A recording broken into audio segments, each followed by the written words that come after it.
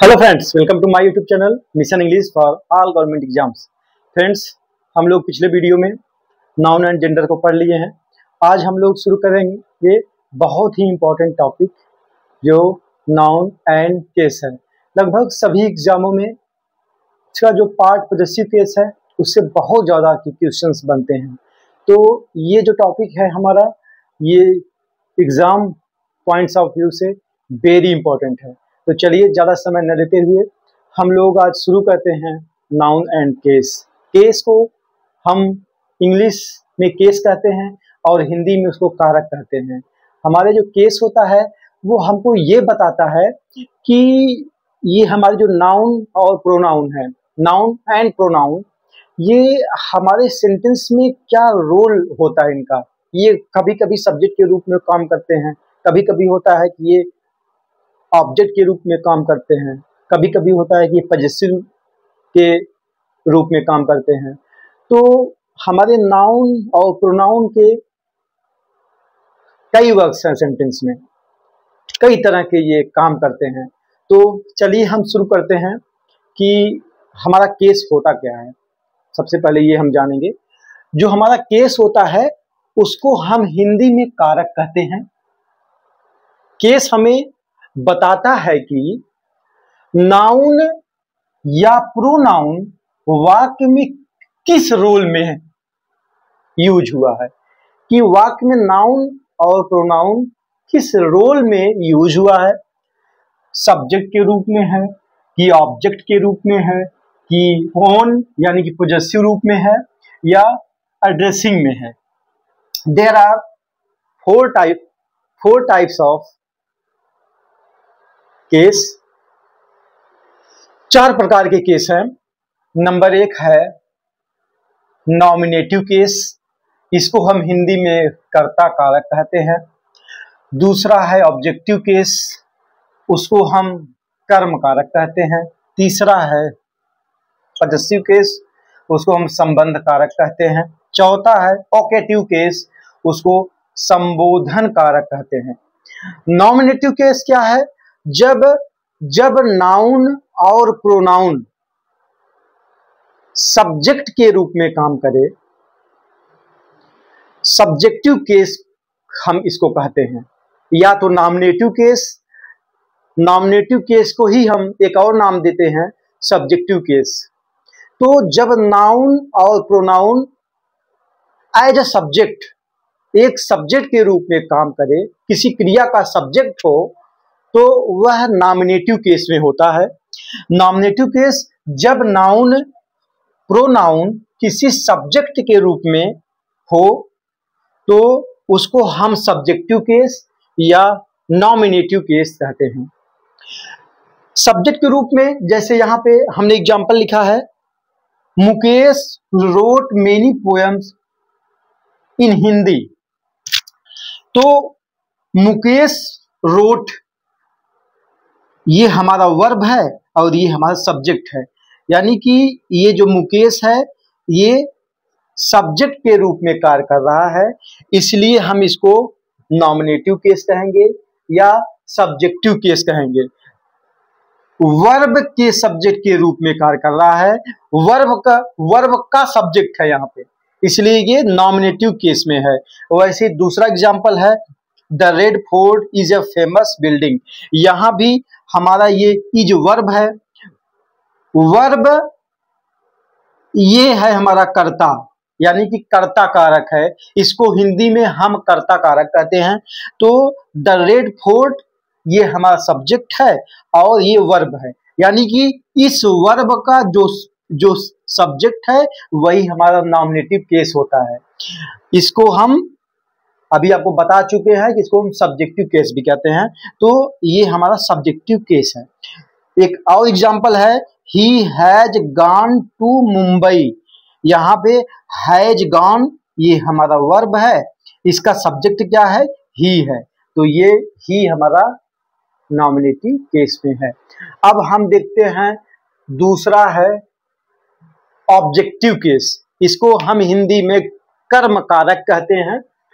ये जब हमारा नाउन और प्रोनाउन एज ऑब्जेक्ट जिस पर कोई कार्य किया जा रहा है, यानी कि वह कर्म की तरह यूज हो, जिस पर खुद ही कार्य का प्रभाव पड़े या जिस पर कोई कार्य किया जाए, वो हमारा ऑब्जेक्टिव केस होता है।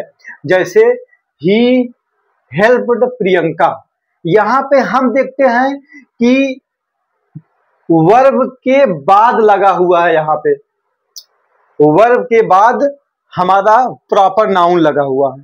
तो वर्ब के जब बाद लगा है तो ये ऑब्जेक्टिव केस में है, क्योंकि यहां पे जो कार्य है इसके ऊपर स्वयं पड़ रहा है। जैसे जिस पर कार्य का प्रभाव पड़ रहा है, ऐसे हम समझ सकते हैं ही हेल्प्ड प्रियंका, तो वर्ब का कार्य ही हेल्प प्रियंका, उसने प्रियंका की मदद की। किसकी मदद की? प्रियंका की मदद किया। तो प्रियंका के ऊपर कार्य का प्रभाव पड़ रहा है, उस पर कार्य किया जा रहा है, इसलिए ये ऑब्जेक्टिव केस में है। वैसे ही टीच हर, यहां भी ये हर प्रोनाउन है जो कि ऑब्जेक्टिव केस के रूप में यूज हुआ है। तो अब हम देखते हैं तीसरा, इसको पजेसिव केस कहते हैं। जब नाउन या प्रोनाउन संबंध या अधिकार को प्रकट करे, जब नाउन या प्रोनाउन संबंध या पोजीशन अधिकार को प्रकट करे, उसको हम पोजेसिव केस कहते हैं। जैसे हम एग्जांपल समझे, दिस इज मोहन्स बुक, यहां पे ये जो बुक है ना, ये मोहन के अधिकार को दिखाती है कि यह पुस्तक मोहन की पुस्तक है, यह पुस्तक की यह पुस्तक मोहन की है। तो मोहन का इस बुक पर अधिकार है, इस बुक पर मोहन का अधिकार है। तो ये हमारा पोजेसिव केस में है।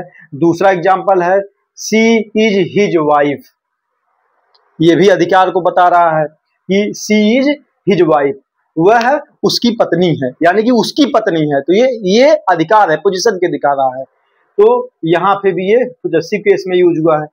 These are the legs of the table, यहां पे भी पोजेसिव केस दिखाया गया है। अब हम बात करते हैं नंबर 4, वोकेटिव केस है।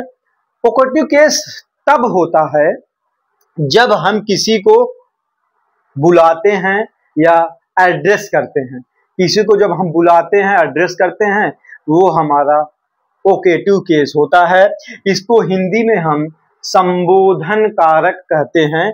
जैसे अगर सेंटेंस में हम इसको यूज करते हैं, अगर हम किसी को बोलेंगे कम हियर, कम हियर, उसके बाद नाम लेंगे, come here Sunil, come here Kapil, come here Mukesh. यहाँ पे एग्जाम्पल जैसे मैंने दिया है,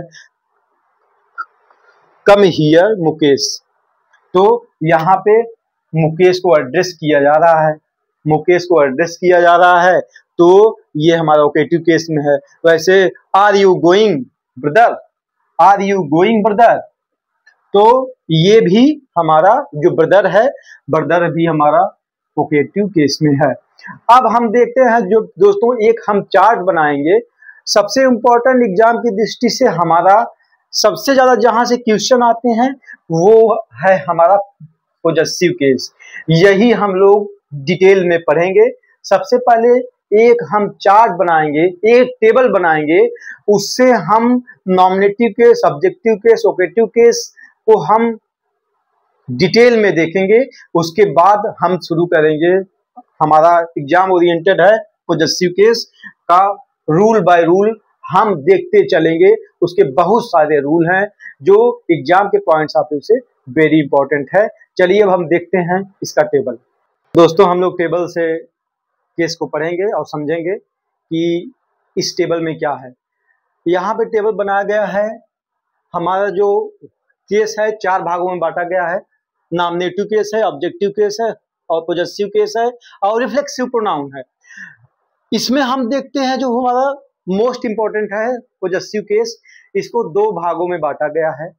नंबर 1 है पोजेसिव एडजेक्टिव दूसरा है पोजेसिव प्रोनाउन। यही हमको एग्जाम में ज्यादा पूछे जाते हैं, तो इसको हम डिटेल में आगे पढ़ेंगे। तो हम देखते हैं कि नॉमिनेटिव केस में क्या क्या आ सकते हैं। जो सब्जेक्ट के रूप में कार्य करेगा, सब्जेक्टिव केस में कार्य करेगा, वही तो हमारा नॉमिनेटिव केस में होता है। तो जो नॉमिनेटिव केस में हमारे सब्जेक्ट आ सकते हैं, I, we, you, he, she, it, they, ये आ सकते हैं। और ये वहां आएंगे जब किसी वर्ब का सब्जेक्ट होगा, किसी वर्ब का सब्जेक्ट होगा, उसको हम नॉमिनेटिव केस या सब्जेक्टिव केस कहते हैं। उसमें ये सब सब्जेक्ट आ सकते हैं। अब हम बात करते हैं ऑब्जेक्टिव केस की। तो ऑब्जेक्टिव जो कि ऑब्जेक्ट के रूप में आता है, ऑब्जेक्टिव केस में क्या क्या आएगा? आई का मी है, वी का अस है, यू का यू ही है, ही का हिम है, सी का हर है, इट का इट है, दे का देम है। ये हमारे ऑब्जेक्टिव केस में आएंगे। और हमारा जो पोजेसिव केस है, इसमें दो हो जाते हैं दोस्तों। एक हमारा होता है पोजेसिव ऑब्जेक्टिव, दूसरा पोजेसिव प्रोनाउन। हमारा जो पोजेसिव ऑब्जेक्टिव होता है उसमें क्या क्या आएंगे? माई आता है, आवर आता है, योर, हिज, हर, इट्स, दियर, ये सब आते हैं। और जो पोजेसिव प्रोनाउन है उसमें mine, ours, yours, his, hers, फिर इसका नहीं बनता, फिर दियर्स। उसके बाद रिफ्लेक्सिव आते हैं। रिफ्लेक्सिव प्रोनाउन अभी हम लोग आगे पढ़ेंगे, उसको क्या होता है रिफ्लेक्सिव प्रोनाउन, हम लोग आगे उसको पढ़ेंगे। तो उसमें क्या क्या आता है? Myself, ourself, yourself, himself, herself, itself और देम सेल्फ। अब हम लोग चार्ट को आप लोग स्क्रीनशॉट ले लीजिएगा। यह बहुत ही इंपॉर्टेंट चार्ट है, इसको आपको लर्न करना पड़ेगा, याद करना पड़ेगा, तब जाके काम होगा। अब हम देखते हैं कुछ एग्जाम्पल हम यहाँ पे लिखे हुए हैं, कुछ नोट्स हैं। नोट्स क्या हैं? बहुत इंपॉर्टेंट हैं, देखते हैं। पोजेसिव ऑब्जेक्टिव का प्रयोग नाउन के पहले होता है, यानी कि यहाँ पे हम आ जाएंगे, ये जो पोजेसिव ऑब्जेक्टिव है इसका प्रयोग नाउन के पहले होता है। अब यहाँ पे जो सेंटेंस लिखा है, yours brother is rich but mine is poor, यहाँ पे सेंटेंस लिखा है योर्स ब्रदर।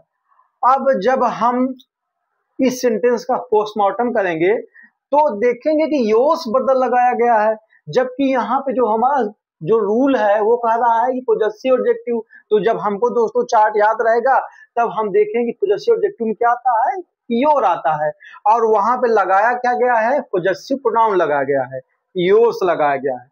तो ये सेंटेंस हमारा यहाँ पे गलत हो गया। यहाँ पे हमको क्या लगाना चाहिए था? हमको लगाना चाहिए था पोजेसिव ऑब्जेक्टिव का योर। तो यहाँ पे जो दूसरा, उसी का दूसरा सेंटेंस है, your brother is rich but mine is poor, ये हमारा सेंटेंस सही हो जाएगा। यानी कि जो हमारा रूल था उसके हिसाब से हमको नाउन के पहले पोजेसिव ऑब्जेक्टिव लगाना था, जबकि यहाँ पे लगा दिया गया था पोजेसिव प्रोनाउन, जो कि गलत था। अब हम उसका नोट्स 2 देखते हैं। पोजेसिव प्रोनाउन का प्रयोग नाउन के पहले नहीं होता, इनका प्रयोग बिना नाउन के होता है। नाउन के पहले पोजेसिव प्रोनाउन का प्रयोग नहीं होता है, ये बिना प्रयोग के होता है। जैसे नाउन के पहले नहीं होगा और इनका प्रयोग बिना नाउन के होता है। जैसे यहाँ पे सेंटेंस लिखे हैं कि your brother is rich, your brother is rich but my is poor. यहाँ पे सेंटेंस दोस्तों गलत हो गया, क्योंकि यहाँ पे लगा दिया गया है माई, जबकि हम जाएंगे इसमें देखेंगे यहाँ पे माई यहाँ लगाया गया है, जबकि यहाँ पे क्या लगाया गया है? माई यहाँ लगाया गया है, जो कि गलत है। यहाँ पे क्या होगा दोस्तों? माइन होगा, क्योंकि जो पोजेसिव प्रोनाउन होता है नाउन के पहले उसका यूज नहीं किया जाता है। तो यहाँ पे जो माइन है ये दोस्तों सही हो गया। अब हम देखते हैं जो वेरी इंपॉर्टेंट है पोजेसिव केस, उससे बहुत सारे क्वेश्चन आते हैं। अब हम देखते हैं कि समझते हैं कि पोजेसिव केस होता क्या है। अब हम रीड करेंगे पोजेसिव केस। दोस्तों जो पोजेसिव केस होता है वह एग्जाम पॉइंट्स ऑफ व्यू से वेरी इंपॉर्टेंट होते हैं। लगभग सारे क्वेश्चन अगर केस से आएंगे तो लगभग सारे क्वेश्चन पॉजेसिव केस से ही आते हैं। तो हम देखते हैं कि पॉजेसिव केस हमारा होता क्या है। पॉजेसिव केस हमारा बताता है अधिकार और संबंध बताता है। अपॉस्ट्रोफी यस इसमें होता है, अपॉस्ट्रोफी यस या अपॉस्ट्रोफी ऑफ से होता है। इसका प्रयोग रिलेशंस और अधिकार या पोजीशंस बताने के लिए होता है। इसका अर्थ हम हिंदी में का, के, की लेते हैं। तो जो पोजीशन होता है उसका, वो किसी भी वस्तु पर अपना या तो संबंध बताएगा या तो उस वस्तु पर अपना अधिकार बताएगा, पोजीशंस स्थापित करेगा। वही हमारा पॉजेसिव केस होता है। जैसे यहाँ पे एग्जांपल है राम्स बुक, यानी कि ये जो बुक है इसकी हिंदी हो जाएगी राम की पुस्तक। राम की पुस्तक यानी कि इस पुस्तक पर राम का अधिकार है, राम का अधिकार है। तो राम से पुस्तक, राम की पुस्तक। दूसरा है द बुक ऑफ राम, इसकी भी हिंदी वही होगी, राम की पुस्तक, राम की पुस्तक। इसको हम दोनों तरह से लिख सकते हैं। राम्स बुक, ये भी राम का अधिकार बुक पर बता रहा है। ये भी द बुक ऑफ राम, ये जो बुक है वह राम की पुस्तक है, यानी कि राम की पुस्तक इसकी भी हिंदी होगी और राम की पुस्तक इसकी भी हिंदी होगी। तो ये अधिकार बताने का काम कर रहा है। अब जैसे ये भी देख लीजिए बॉयज हॉस्टल, लड़कों का हॉस्टल, तो ये भी हमारा अधिकार बताने का काम कर रहा है। तो पॉजेसिव केस वो होता है जो किसी वस्तु पर अधिकार अपना बताता है, वही पॉजेसिव केस होता है। इसमें अपॉस्ट्रोफी यस या ऑफ लगाकर हम सेंटेंस को बना देते हैं और उसमें उस व्यक्ति का उस वस्तु पर अधिकार बता देते हैं।